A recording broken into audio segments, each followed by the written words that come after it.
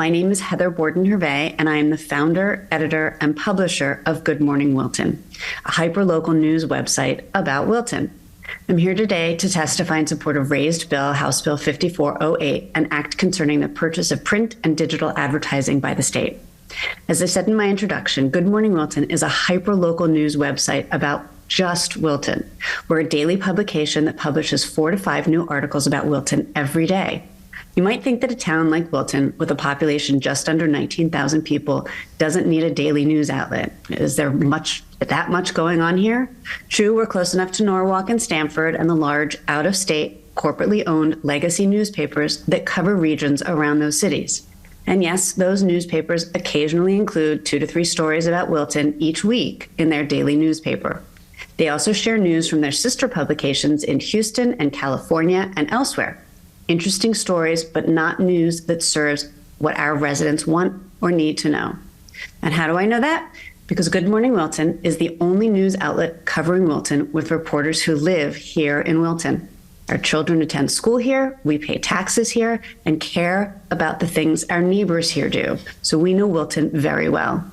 In just the last week, we devoted 3 days to covering the security breach at our high school, covering the police and school response and school safety. We got answers from school and law enforcement officers to questions that concerned residents had. We knew the backstory, and we were able to give nuanced, detailed reporting that our residents appreciated and which allowed them to better engage with town and school officials. The big corporate newspaper that covers Wilton ran the police department's press release. We also published 3 other stories about last week's school board meeting, one about a proposed school schedule change that changes how much time the 3rd through 5th graders will learn math and STEM and language arts, another about the town and school budget deliberations happening right now, and a third about a burst pipe in a school that caused expensive damage. That means expenditures and repairs, all critical things for residents to know, related to their taxes, town operations, daily lives. Our legacy competitor published nothing. Just a few other stories we ran: how Wilton is reducing food waste, how residents can enter a local photography competition, coverage of town deliberations about a proposed multifamily housing development in town, timely because it impacts our mill rate, our town growth, and our taxes. We recognized a beloved teacher who's retiring after 20 years in Wilton, who's touched the lives of thousands of students and families. And we ran an investigative special report on a dispute between town leaders and the local volunteer ambulance corps that will have lasting repercussions on the town. On those stories, our legacy competitor published nothing. As you all know, the news media plays a vital role in democracy. We're the eyes and ears for voters and citizens, keeping them engaged and helping protect their rights, keeping them informed about their elected officials and governing agencies. Think about what my town residents would have learned last week if Good Morning Wilton wasn't around. Town officials and residents have told us about our direct impact on increasing voter turnout. They know more and vote more because Good Morning Wilton keeps them informed. One more example: at the last municipal election, we covered the returns and the results live at the voting precincts. Our legacy competitor didn't report on results until days later. They didn't even have a reporter there. So how have I been able to keep Good Morning Wilton running for 10 years, given that I have a very small publishing area?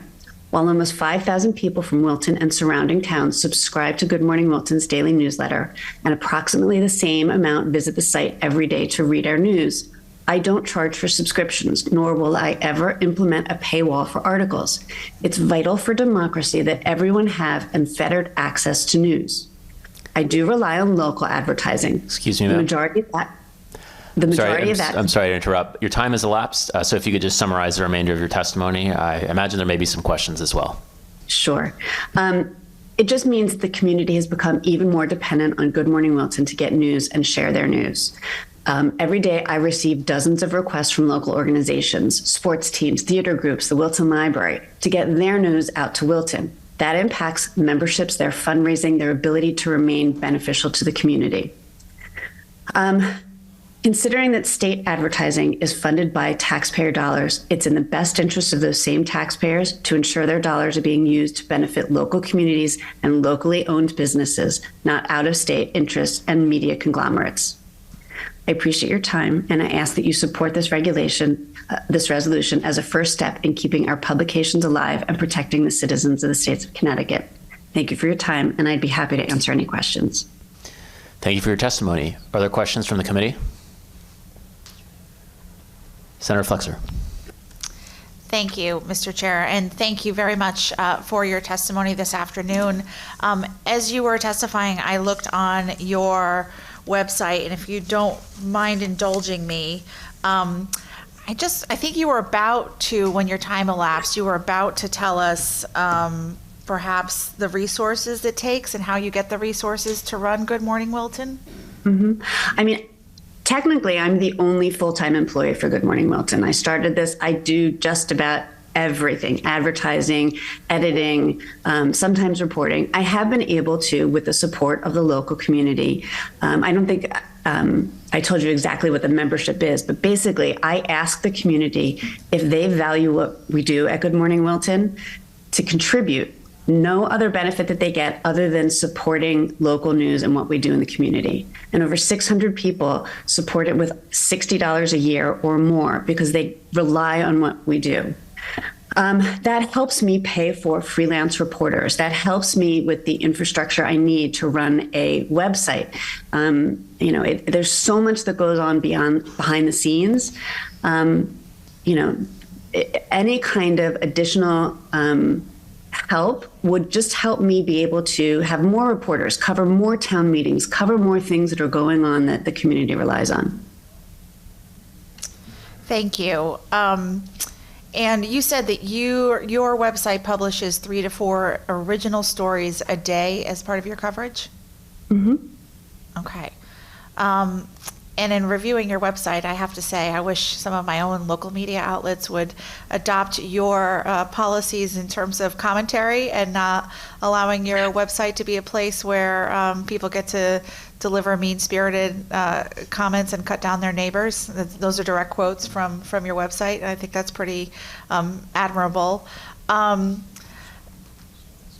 appreciate your coming today and advocating for this legislation. It's interesting to learn about your website and its independent original origins. And Wilton is a different community in a lot of ways than the communities I represent in northeastern Connecticut, but it would be encouraging to see someone follow your lead and do something similar in other parts of the state. I mean, someday I would like to be able to expand what we do. I mean, every community, I feel, absolutely depends on reporters and press that know what that community needs, that knows what that community has to learn so that they can continue to engage, to connect with one another, to connect with their representatives, their local government. And it's absolutely vital. I've been in this business now for 30 plus years. And to me, the role of journalism is one of the most vital things that we need to protect. I agree. Thank you. Thank you again for your time and your testimony. Thank you, Mr. Chair. Thank you. Thank you, Senator. Further questions from the committee?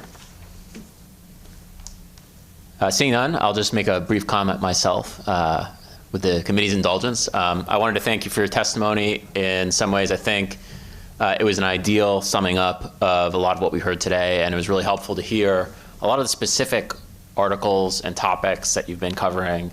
They're vital to people being informed about their local town government, about things going on in town, and I would echo my co-chair in hoping and wishing that every community in the state and in the country had, and maybe someday will have, a journalistic organization like yours that can fulfill those duties. As a failed journalist myself, I know how hard the job is, how hard you all work, and how vital it is that people who cover a community truly understand it and have the opportunity to spend the time in it that is necessary to understand it. So I really appreciate you being with us today, appreciate your support for this bill, and appreciate the work that you do on behalf of the people of Wilton. Thank you all for considering it.